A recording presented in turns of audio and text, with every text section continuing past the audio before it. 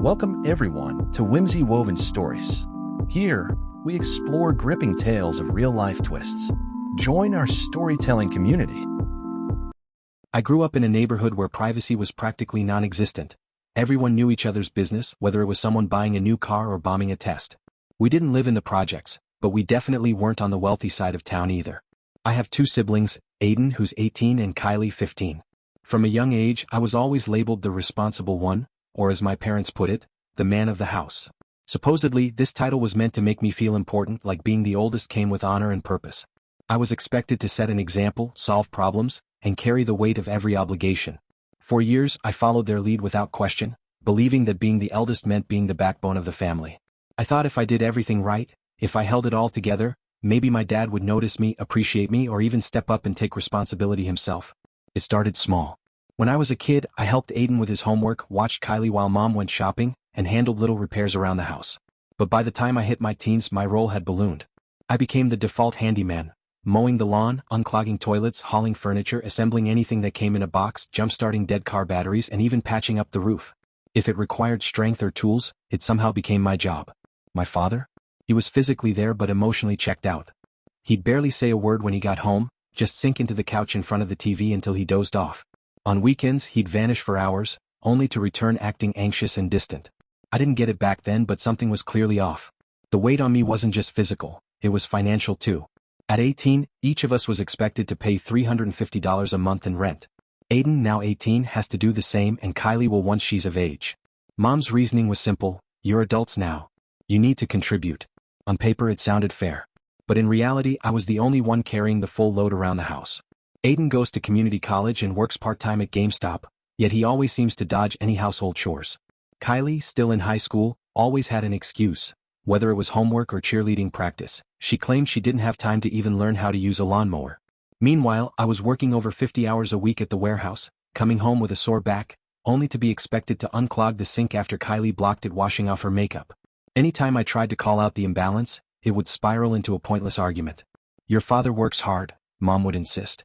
And I'd have to bite my tongue not to scream because in truth, my father was barely functioning. In the beginning, I tried to accept it. I convinced myself that being the oldest meant I had to carry more responsibility.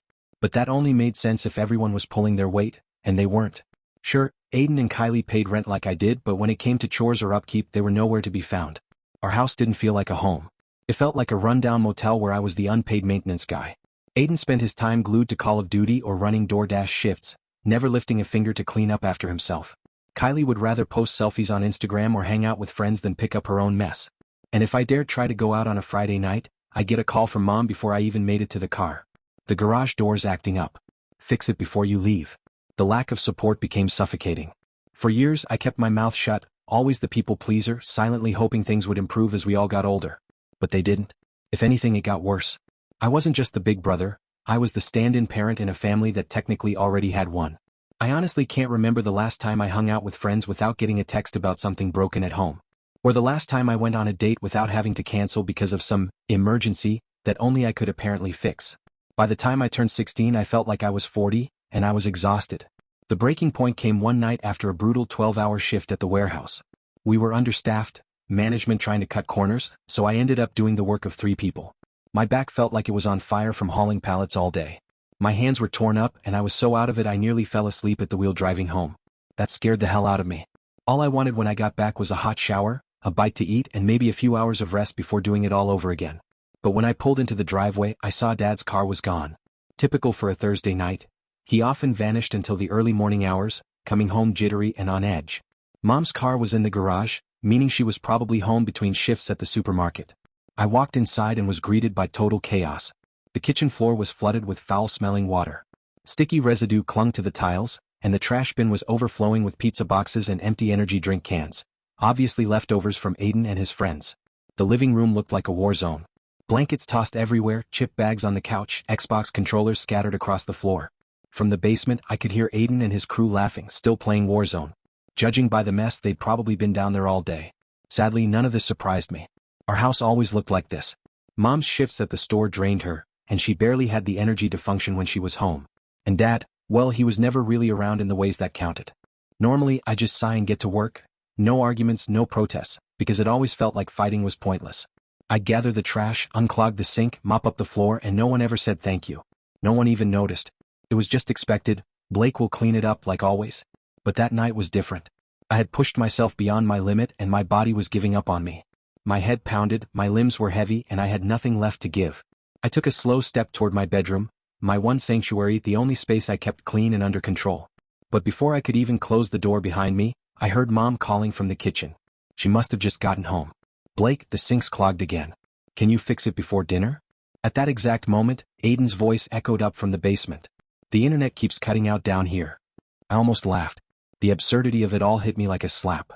I leaned against the doorframe and asked, flatly, why Aiden couldn't deal with his own internet issues, or the sink, which was probably clogged thanks to him anyway. Mom looked at me like I just said something outrageous. I half-joked that maybe we should sell the house and join a cult. That at least got their attention. The idea of Aiden fixing anything was apparently laughable. He doesn't know how to do that stuff, Mom said, completely serious. And that's when I snapped. He's 18. I was patching the damn roof when I was 16. Nobody taught me. I just figured it out because I had to. Blake, don't start, she warned. Your brother doesn't know how to use tools. What kind of excuse is that? I shot back. He can learn. Just like I did. But why would he bother when everyone knows Blake will handle it all?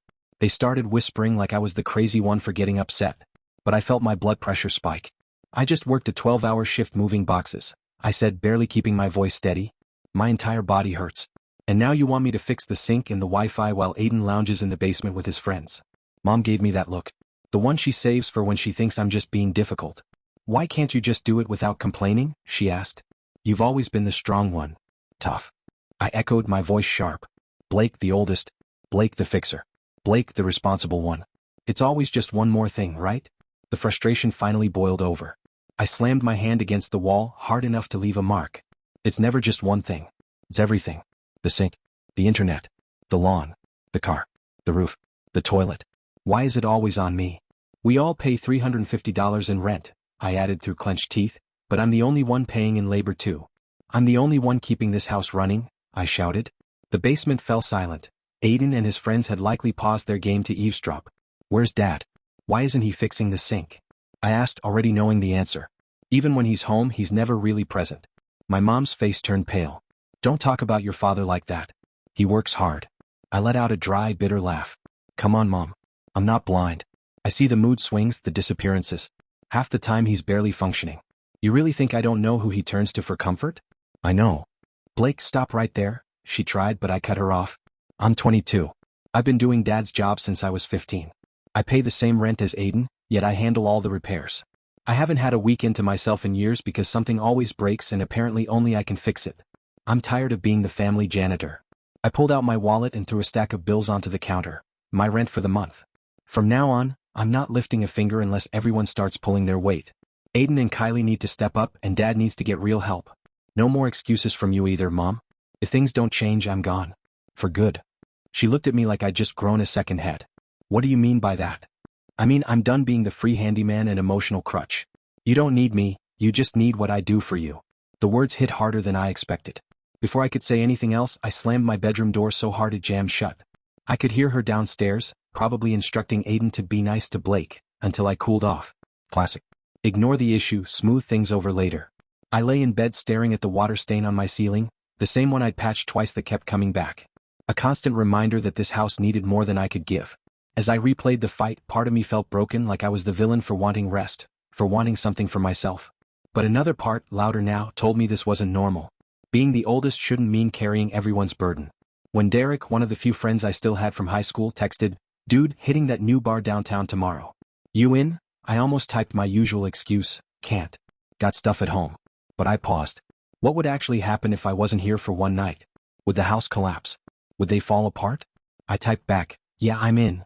It felt strange, like I was breaking some unspoken rule. Scrolling through social media, I saw my old classmates living real lives, hiking, dating, traveling. Meanwhile, I'd spent my weekends fixing dryers and patching driveways. That's when it hit me. I wasn't just mad about chores. I was grieving a life I never got to live. The college experience I passed on because Mom said it wasn't the right time. The relationships that failed because I was always too busy or drained. The trip I never took because rent and parts swallowed every dollar. They took my youth, and I could never get it back. The next morning, I was up before everyone, sipping coffee at the kitchen table, staring at the still-clogged sink. Mom came down and saw me sitting, not cleaning, and said gently, "Blake, about last night?" "I haven't been to a concert since high school," I said. "Everyone else is moving forward. I'm still stuck here being Dad's stand-in." She sighed. "Your father's been struggling for years. He's going through a lot." I looked at her. Why do I have to carry his problems? I didn't choose this role. I didn't sign up for this weight. I didn't volunteer to be the handyman, the adult, the therapist. I laid it all out. Aiden and Kylie needed to do real work around here, more than just taking out the trash. They needed to handle repairs, chores, everything I've done solo for years. Dad needed help. Real help. Not your excuses. "I'll keep paying rent," I told her. "But from now on I'm just a tenant, not the caretaker." She was reluctant but eventually said, "I'll talk to them." That was her way of admitting I was right. And I think deep down she knew it was long overdue. I just nodded, not really believing anything would change. Still, I was willing to give it one last shot before making any drastic decisions. For about a week, things seemed to get a little better. Aiden complained nonstop but actually did the dishes when it was his turn. Kylie rolled her eyes as usual, but she cleaned the bathroom a couple of times without being asked. Dad didn't change at all, and Mom kept insisting she was working on him. I started to hope. Maybe things could change. Maybe I could reclaim some sense of normalcy at home. Maybe, just maybe, the unfairness I'd been carrying had finally been acknowledged. On Friday, as planned, I went out with Derek to the bar. It was the first time in ages I did something social on a weekend. We played pool, talked to some girls, the usual stuff for a 22-year-old. I got home around 1 a.m. feeling lighter than I had in months. The next morning I slept in. For once, no one barged in demanding help or errands. When I came downstairs around noon, the house was quiet. Mom was at work, Kylie was at a friend's, and Aiden was probably still asleep. I decided to head into the garage to grab some tools and fix the noisy fan on my laptop. While rummaging through Dad's old toolbox for a small screwdriver, I noticed it was slightly open. That's when I saw it, a small plastic baggie tucked in among the screws. Pills. Not hidden. Almost like he didn't care who found them. In that moment, everything made sense. The constant money problems, even with both parents working. Dad disappearing for days. His mood swings. The blank stares. His total inability to focus long enough to fix even the simplest thing. I wasn't naive, I'd known he had issues. But seeing the physical proof hit me like a freight train. The anger that rushed through me was blinding. While he drifted through life numbing himself, I had been the one holding everything together. I was the one sacrificing weekends, relationships, my own peace, just to keep the house running. He had mentally checked out years ago and now I held the proof in my hand. I wasn't just angry about the substance use. I was furious that he'd stolen my youth, dumped all his responsibilities onto me, and never once showed guilt or remorse. Like it was my job to hold everything together while he fell apart. I walked back into the kitchen, baggie in hand, and waited. My thoughts were a storm. Should I confront him? Tell Mom? Pretend I never saw it? Ignoring it felt like enabling him. But mostly I just felt disgusted. Around 9 p.m. Dad came home. His eyes were red and he moved with that same twitchy restlessness. When he saw the baggie on the table, he froze. "What the hell are you doing?" he asked in a hoarse voice. I didn't say anything. I just slid the baggie toward him. His face twisted from confusion into fury. "Now you're going through my things?" he snapped, grabbing the bag and shoving it into his pocket. "I didn't have to go through anything. You left it out, careless for someone with so much to hide. Watch your mouth, kid. I'm still your father." I stood up. At 22, I was easily 4 inches taller than him now, and I think that always caught him off guard. My voice trembled, but I pushed through. "Have you ever thought about what I've done? I've been doing your job for years, fixing stuff, paying bills, being the responsible one. Where were you while I was growing up? I gave up everything for this family. That's what being a man means. Not this." Just then, Mom walked into the kitchen and froze when she saw us. "What's going on?" I didn't take my eyes off Dad. "Should I tell her what I found? Or will you?" Dad's face turned red with shame and rage. "This is none of your business. Nothing here concerns you." "Everything in this house has been my business since I was 15, I shot back. "I fixed pipes, changed fuses, paid bills, but this? This is too much." Mom stepped in. "Blake, what are you talking about?" I pulled out my phone and showed her the picture I'd taken of the baggie. Her face went pale, not from surprise but from dread. "You knew," I said. I didn't even need her to answer. I could already see it in her expression. "Of course I knew," she whispered. "Your father's been struggling for a while." "Enough." I cut her off. "He's dealing with addiction. He needs help, not cover-ups. And I'm not going to pretend anymore." Tears welled up in her eyes. "What do you want me to do? Kick him out? Break up the family?" Dad just stood there, silent like a kid who got caught stealing. And in that moment, I knew nothing was going to change. Everyone had settled into this toxic cycle. Dad would keep using. Mom would keep covering. Aiden and Kylie would keep doing the bare minimum. And I was just supposed to keep carrying the weight. I couldn't do it anymore. I went upstairs and packed, just the essentials. A few clothes, my laptop, some documents. I texted Derek, who'd been telling me for months to move in with him. His reply was instant. Hell yeah. When are you coming? Tonight, I wrote back. I didn't tell anyone. Just walked out the front door with my bag while the yelling in the kitchen continued behind me. They didn't even notice me leave.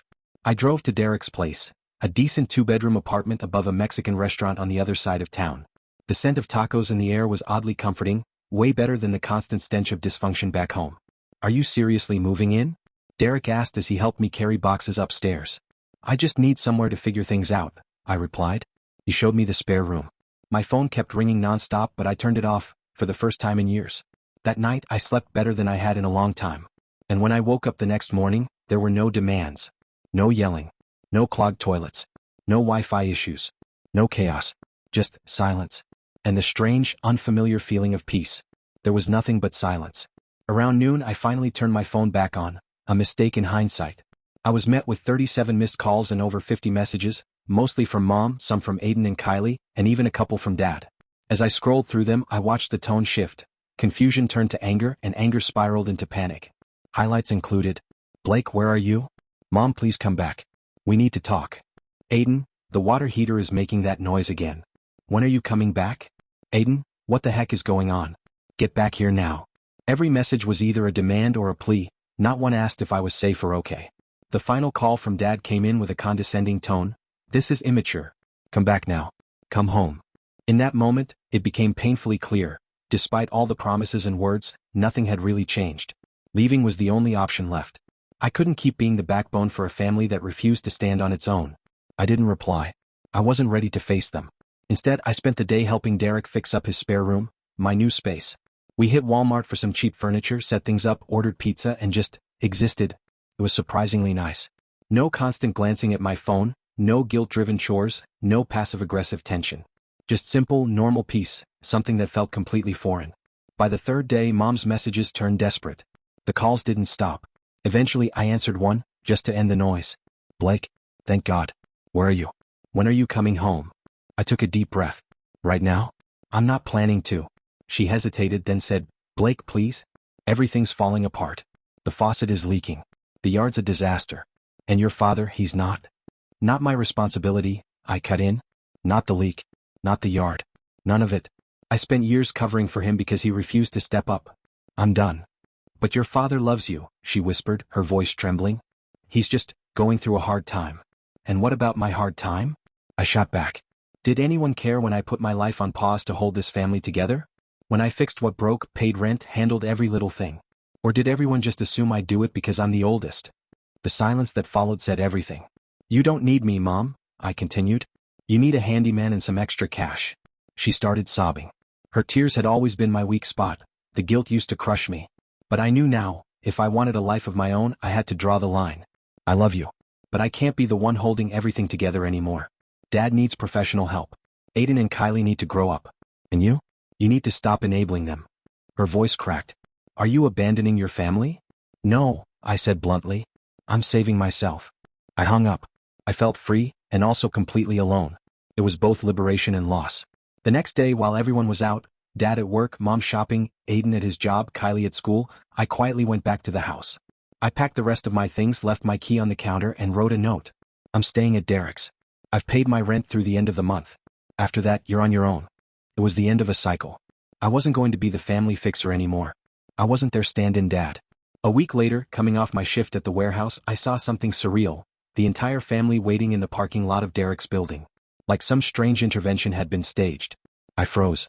What are you doing here? I asked. How did you find me? Mom, looking exhausted, stepped forward. Blake, please. Can we talk? Dad stood off to the side, eyes bloodshot, avoiding eye contact. Aiden looked annoyed, like he'd been dragged here. Kylie looked completely uninterested.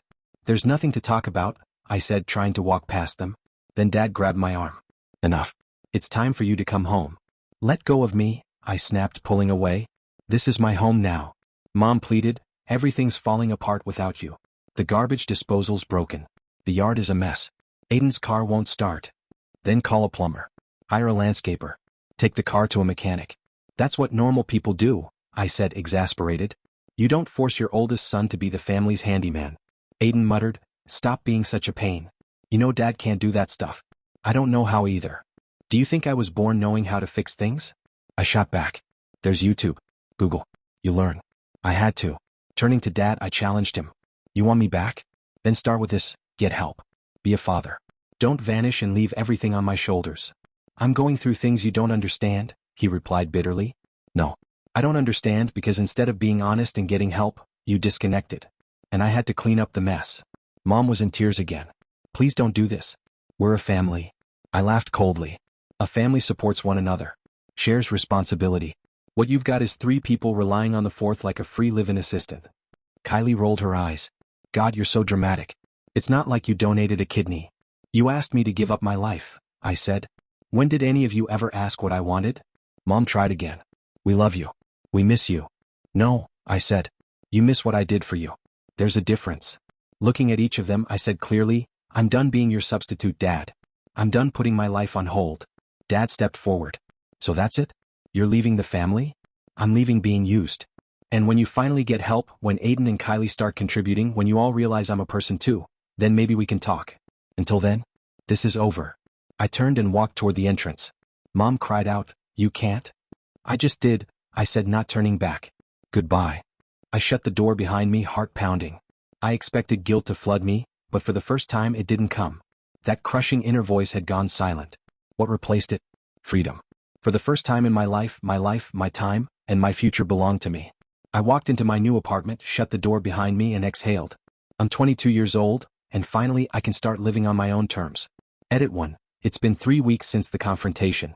They've reached out multiple times, but I'm holding firm. My mental health comes first. Edit 2. For those saying, but they're your family, being family doesn't justify abuse. Blood ties are no excuse for mistreatment. Edit 3. Update on Dad. Mom says he's seriously considering professional help. I'll believe it when I see actual change. Thanks for listening. Share your opinion in comment section and also do like and subscribe to the channel.